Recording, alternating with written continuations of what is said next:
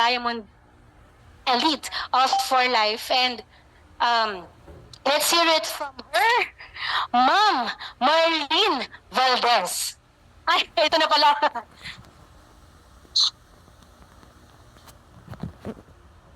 Hello! Maganda tayong lahat pa rin. Salamat po ulit sa time kasi naantok na tayo pero nandito pa rin tayo. Ganon kahalaga ang ating kalusugan. Well, I've been sharing this about dun po sa nanay ko. Bilis lang to na na-rule out po siya na may malignant cancer. Kung sino man po yung na-sharean ko noon. And talagang sa ating mga anak na makarinig nung ganon yung nanay mo, hindi mo alam kung saan ka natatawag or kuhugot, hindi po simple yon. And 3 doktor na po talaga yung umiling. So that was January na rule out. Siyempre po, kahit ayaw ng doktor, talaga pong ginamitan ko nito. 5 TF Plus, 5 TF Pure, and 2 breathe. So sa isang araw po ay 36 na capsule. Ganun po natin kamahal ang ating family, ganun po natin kamahal ang ating kalusugan. So kaya ko po sinishare sa inyo ito dahil sabi nga ni Coach Nicolay, aanin mo yung sasakyan kung di ka naman marunong mag-drive. How much more ang nanay natin, di ba po? So ang magandang balita po doon dahil hindi ko naman po in-stop yung sinasabi ng mga doctors. Kakampi natin ang doktor, di ba po? May mga doctors tayo behind our products. And hindi ko po kinontra kahit po yung mga kamag-anak ko, kapatid ko, sinasabing ayaw nila. Pero without them knowing it, talaga po ako'y may ganyan na po akong balde ng capsules ng transfer factor. Hindi po nila talaga alam hanggang ngayon. Kaya huwag niyo pong sasabihin, no?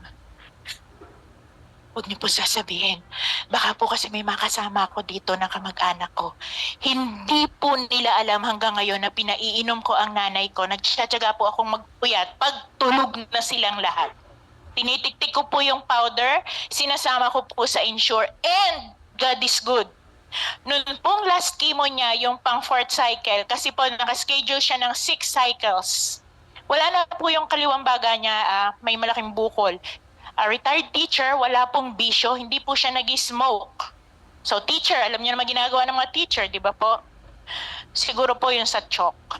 And nakita lang ngayong 83 years old na siya. 83 years old yung nanay ko, yung kaliwang baga po niya ay puro dugo na po yung lumalabas, sabi nila tubig. And last chemo po namin, clear po nung kanyang onco.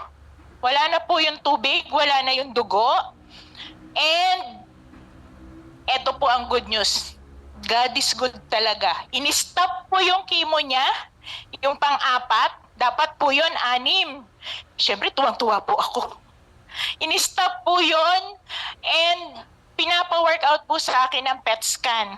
Siyempre, cancer po yan eh. Tignan natin kung ano po yung effects ng pharma products.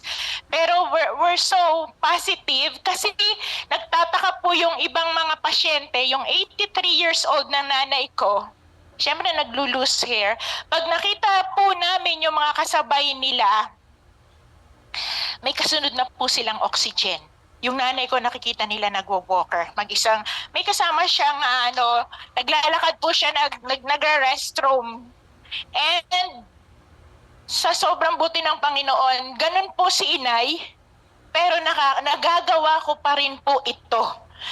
Because kailangan po natin i-share sa iba. Hindi man po tayo, yung families po natin. We can never tell paglabas po natin. Kaya yun po ang kalagayan ngayon ng nanay ko. Nag-stop po ang chemo niya. And ang good news, baka po oral na lang.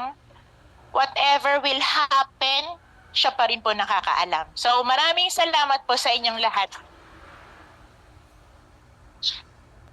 And congratulations.